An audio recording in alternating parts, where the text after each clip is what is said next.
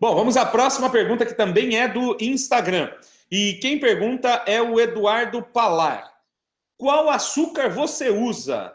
Boa pergunta, Eduardo. Hoje, na minha casa, nós temos dois tipos de açúcar. Nós temos um açúcar que é um açúcar demerara orgânico, que é utilizado para tipo sucos e coisa e tal, quando precisa adoçar algum suco, tipo um suco muito azedo, às vezes as crianças não conseguem, né? Não tem o paladar para suportar toda aquela acidez. Então a gente adoça um pouquinho, tentando usar sempre o mínimo. Então esse é o que a gente usa no dia a dia, assim, nas coisas que precisam de um açúcar que não vai interferir no sabor. Por exemplo, para outras coisas, para fazer um bolo, para um café, quando alguém precisa pôr açúcar no café, nós utilizamos o açúcar de coco, certo? Então o açúcar de coco é a opção. Mas por que você não usa o açúcar de coco para tudo? Meu, pega um copo de suco de laranja e bota açúcar de coco para você ver o que acontece. Ninguém toma aquilo, ficou horroroso. Por quê? Porque o açúcar de coco interfere no sabor daquilo que você vai fazer. Num bolo não faz diferença. Num café fica até gostoso. Para colocar em cima das frutas, maravilhoso. Agora, para você colocar num suco, por exemplo, fica muito complicado você usar açúcar de coco. Então, a gente tem esse açúcar orgânico demerara. Mas por que demerara? Porque ele não passou por todo o processo de purificação que o açúcar branco passou. Então, é menos reagentes químicos, menos contaminação química nele. Tá? É um processo mais simples de produção. E orgânico, porque a gente retira dele, né, retira a possibilidade dos agrotóxicos e tudo mais, que hoje são um dos grandes pilares para você ter câncer, é consumir agrotóxico. E tudo que você consome tem agrotóxico.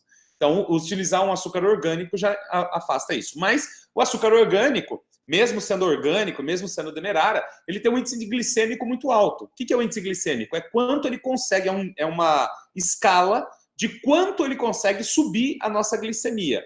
E o açúcar normal que as pessoas usam está entre 95 e 98. A capacidade dele de subir a nossa glicemia. É muito forte. O limite é 100, que é a glicose pura. Quando você tomar glicose pura, vai dar 100. E o açúcar está em 98, ou seja, é praticamente comer glicose pura, certo? Aí, então por que você está usando açúcar de coco, Daniel? No caso do açúcar de coco, o índice glicêmico dele é entre 36 e 38. Ou seja, é lá embaixo o índice glicêmico dele. O que melhora muito para você evitar de ter os picos glicêmicos. Ele é doce, ele tem um sabor agradável, parece muito com açúcar mascavo, mas o índice glicêmico dele é muito mais baixo. Então, entre os açúcares que estão no mercado hoje, daquilo que é natural, eu recomendo, primeiro, você utilizar estévia, se você precisar, principalmente se você é diabético, ou se você é obeso, ou está com sobrepeso e está fazendo dieta para emagrecimento, utilize estévia, tira o ciclamato da sua vida, tira o aspartame da sua vida, tira o sorbitol da sua vida, tira todos a sacarina, tira tudo isso da sua vida. Tudo isso é reagente químico, não é açúcar. Quando você pega um adoçante à base de estévia, e tem hoje o vidrinho para você pingar igual todos os outros, tem 100% estévia orgânica. Eu compro aqui 100% estévia orgânica. O pessoal do escritório aqui que não toma açúcar, mas também não consegue tomar o café amargo, eu compro estévia, adoçante de estévia, 100% estévia e orgânico ainda. E é o que a gente utiliza aqui. Então, a primeira indicação é estévia. Não sobe o índice glicêmico e adoça 300 vezes mais do que o açúcar. Ponto. Eu não tenho estévia, ou eu não gosto da estévia, ou eu quero mesmo um açúcar. Açúcar de coco. Açúcar de coco excepcional. Índice glicêmico baixo, é um produto natural, não é químico, não é um reagente químico que você está pondo na sua comida, então vale a pena utilizar o açúcar de coco. Depois desse qual, Daniel? Aí vem aqueles que têm um índice glicêmico alto. Então eu tenho o açúcar mascavo, o demerara e o cristal. O açúcar refinado branco é o pior de todos eles. Então, ou o mascavo, e o mascavo tem um sabor forte que interfere no sabor daquilo que você vai fazer, né, como o açúcar de coco também. Aí vem o demerara, que é o marronzinho, ele é cristal marronzinho, e depois você tem o cristal branco e o açúcar branco mesmo refinado. Esses dois são a última opção dessa escala. Vamos à próxima pergunta, que também é do Instagram, e foi a Laura Oliveira que deixou aqui. A pergunta é a seguinte: existe a possibilidade do organismo se acostumar com as plantas e não obter respostas nos tratamentos com as ervas? Olha, Laura, é o seguinte. Em alguns casos, se você tem uma doença crônica, o que eu quero dizer doença crônica? Aquela que precisa ser tratada a vida toda. Então, é o caso, por exemplo, da maioria das pessoas que têm diabetes, da maioria das pessoas que têm hipertensão, pessoas que têm câncer, artrose é uma doença crônica. Então, nesses casos, se você vai fazer um tratamento que vai durar anos, é importante você fazer pequenos intervalos de suspensão daquela planta que você está usando. Certo? Então, vamos dizer que você está tratando hipertensão e você está usando chapéu de couro, 7 sangrias e embaúba para controlar a sua pressão arterial. Usou lá 6 meses, não tem toxicidade, você pode tomar, é tranquilo, você tomou 6 meses. Talvez seja legal você passar 1 mês utilizando outras plantas. Então você vai lá, pega uma erva-botão, picão preto e uma outra planta, sei lá, uma erva de touro, uma aroeira salsa. E aí você faz 1 mês com essas plantas para controlar a sua pressão. Depois desse 1 mês, aí você volta com o seu tratamento. No caso de você perceber que as plantas estão tendo um resultado menor ao longo do tempo, é só você fazer uma substituição dentro da fórmula que você está usando. Vamos dizer que vamos pegar aquela fórmula que eu estou falando para vocês. Chapéu de couro, 7 sangrias e embaúba para tratar a hipertensão arterial. Estou usando. Falei, cara, não está ficando mais difícil controlar a pressão só com essas plantas. O que eu faço? Bom, então tira a embaúba e coloca a erva-botão. Se você fizer uma mudança na fórmula, para o seu organismo já é tudo diferente. E aí você vai ter outros resultados no seu tratamento, certo? Então, fica a dica aí, realmente pode ter uma... Não é com todo mundo que acontece, viu? Eu tenho pessoas que tratam artrose há 2, 3 anos, utilizando as mesmas plantas, com resultados incríveis. Então, não é com todo mundo que acontece. Pode ser que aconteça de haver uma redução de efeitos ao longo do tempo. E aí, fazer uma pequena substituição, ou fazer um período de intervalo em que você usa outras plantas, pode ajudar o seu organismo a se readaptar para aquele tratamento que te ajuda tanto, tá bom? Fica a dica aí para vocês. E a Enas Rodrigues pergunta o seguinte: Daniel Forjaz, gostaria de saber quanto tempo duram as propriedades de um chá depois de pronto? Às vezes demora para tomar. Quanto tempo afinal? Um abraço, obrigado a todos vocês. Enas, é o seguinte, quando você prepara um chá, você retirou de dentro da planta os princípios ativos dela. Pode ser um chá preparado por infusão, por decocção ou por maceração a frio. Não importa. Você retirou os princípios ativos desse chá e agora eles estão na água.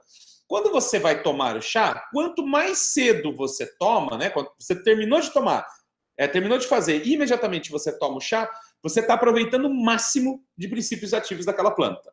Quando você guarda, você armazena, deixa para tomar depois, aí você tem um processo que é chamado de oxidação, que é uma reação desses princípios ativos com oxigênio. E ele vai perdendo propriedades. Quanto que perde? Não sei. Depende do chá, depende da planta, depende do clima, depende de um monte de coisa. Mas ele vai perdendo ao longo do tempo. Qual que é a recomendação que a gente faz? Se você preparou, por exemplo, meio litro de chá de manhã, você vai tomando esse meio litro de chá ao longo do dia. Quando você fala assim, vou dormir, né? Você tomou o último chá, dormiu, no dia seguinte, quando você acorda, você joga o chá que sobrou, que porventura tenha sobrado, você joga fora e prepara um chá novo. Você não vai tomar o chá no dia seguinte, certo? Então fica a dica. Um chá preparado tem que ser tomado pelo menos no mesmo dia. De preferência, armazenado em recipiente fechado e na geladeira, que é para reduzir o processo de oxidação, beleza? Dá para tomar o chá ao longo do dia? Dá. Dá para esperar um pouco para tomar o chá? Dá. Mas não dá para fazer 1 galão de 5 litros de chá e tomar durante a semana. Quando você chegar no último dia da semana, já não tem efeito nenhum o chá que você está tomando. Maravilha? A próxima pergunta é do Facebook também, e quem pergunta é a Rita Nunes. E a Rita pergunta o seguinte: por que nem todos conseguem reverter a ansiedade com plantas medicinais? Rita, é o seguinte: existem vários fatores que interferem na saúde de uma pessoa. Você está falando aqui para mim de ansiedade, então eu vou me focar na ansiedade. Quando, por exemplo, uma pessoa tem hipotireoidismo e ela toma levotiroxina, né? Toma o Levoide, toma o medicamento, a reposição hormonal para a tireoide. A pessoa talvez não leia a bula, mas se ela ler a bula, está escrito lá que a levotiroxina causa ansiedade, irritação, compromete o sono da pessoa. Então, quer dizer, você já tem um monte de alterações por conta de um medicamento que você está tomando para a tireoide. Se você olhar outros medicamentos, você vai perceber que a questão é a mesma. Tem gente que toma medicamento dos mais variados e não percebe que acaba causando nela um estado de ansiedade. Então, muitas vezes, essa ansiedade que a pessoa está sofrendo é um efeito colateral de um medicamento químico que ela toma. E esse efeito colateral do medicamento químico só vai se resolver quando ela parar com o medicamento químico. Ah, Daniel, mas como é que eu vou parar com o meu medicamento? Vai no teu médico, ele não é responsável pela tua medicação, ele não é responsável pela tua saúde, não foi ele que prescreveu isso aí para você? Então é ele que vai resolver isso aí. Aí você volta nele e fala, doutor, eu estou com um estado de ansiedade muito alterado, e olha, eu li a bula do meu medicamento, e lá está escrito que o meu medicamento causa ansiedade, irritabilidade, sono ruim, causa tudo isso. Então eu gostaria que você trocasse essa medicação por outra que não causa esses efeitos colaterais. E não se surpreenda, ele vai dizer para você que, em vez de trocar a sua medicação, você deve tomar mais um remédio para controlar a ansiedade. Em vez dele dizer, não, é verdade, vou tirar esse medicamento que causa ansiedade em você, vou te dar outro. Ele vai falar, não, fica tranquila. Agora é só você tomar esse Rivotrilzinho aqui, que tá tudo bem a sua ansiedade, você vai dormir bem de novo. Ou seja, ele vai te intoxicar mais ainda para resolver um problema que o medicamento que ele te indicou causou. E daqui a pouco você está com uma farmácia na sua casa tentando resolver tanto problema. Não é isso que vai acontecer? Outro fator que causa ansiedade nas pessoas é a questão do estresse. Nervosismo, estresse, problemas familiares. Isso causa uma ansiedade muito grande nas pessoas. Ué, mas o que eu vou fazer, Daniel? O meu trabalho é estressante. Eu trabalho o dia inteiro, eu tenho que ir para a faculdade. Quando eu chego em casa, eu lavo roupa de madrugada, porque eu não consigo, porque não sei o quê, eu não como direito. Então, todo esse processo é um processo que precisa ser resolvido. As plantas medicinais não vão fazer milagre pelas pessoas. Existem fatores comprometendo a sua ansiedade e precisam ser resolvidos. Intestino que funciona mal causa ansiedade? Lógico, você tem intestino preso, ou se você tem o intestino inflamado, o que vai acontecer? Às vezes você não percebe, mas você tem o intestino inflamado. Você não vai direito no banheiro. Quando você vai no banheiro, ou está muito mole ou está muito duro. Suja demais o papel higiênico, sabe que gases demais, sabe o que isso significa? Intestino inflamado. Isso é intestino inflamado. Aí o que acontece com o intestino inflamado? Não absorve nutrientes, não produz serotonina. É o intestino que produz a serotonina, que deixa as pessoas bem, que evita depressão, ansiedade e tudo mais. É o intestino. O intestino não está funcionando bem, está inflamado, você vai ter ansiedade, vai ter depressão. A planta da ansiedade tem que resolver o seu intestino? Não é ela, né? É você que tem que parar de comer glúten, parar de tomar refrigerante, parar de comer sazon, miojo, tempero pronto, essas coisas, parar de consumir coisas químicas e começar a consumir produtos naturais. Alimentação natural, orgânica, de boa qualidade, para que o seu intestino funcione bem. Aí as plantas vão funcionar para a ansiedade. Você quer resolver um problema ou você quer um milagre? Essa é a pergunta. Então, quando você tem um problema que as plantas não estão conseguindo resolver, você tem que entender por que esse problema está acontecendo na sua vida. Então, aí o que a gente ensina os alunos? A fazer a anamnese. Pega a ficha anamnética, aplica a ficha anamnética consigo mesmo ou com a outra pessoa e tenta encontrar em todas aquelas respostas, em 14 páginas de ficha anamnética, tenta encontrar as respostas que vão esclarecer por que essa ansiedade é tão intensa. Tá? E esses são alguns dos elementos que eu disse aqui. Consumo excessivo de álcool, cigarro, tudo isso causa ansiedade também. Se a pessoa fuma, vai ficar ansiosa. Se a pessoa bebe, vai ficar ansiosa. Aí a planta tem que resolver o tabagismo da pessoa? Não é esse caminho, concorda comigo? Entre tudo isso, algumas vezes as plantas que você escolheu não são as melhores para tratar a sua ansiedade. Vamos dizer que você está tomando mulungu para a ansiedade. Não está resolvendo, Daniel. Ué, então você precisa trocar a planta.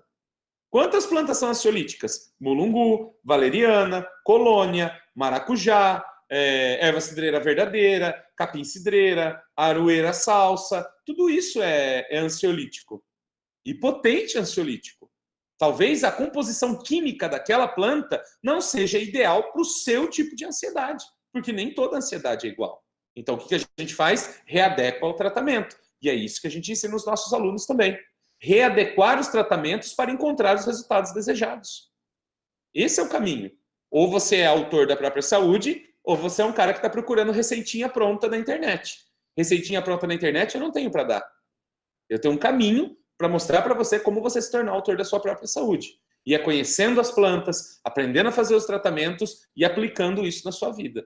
Estudando. É isso que vai transformar você numa pessoa independente e livre para ter a saúde que você sempre sonhou.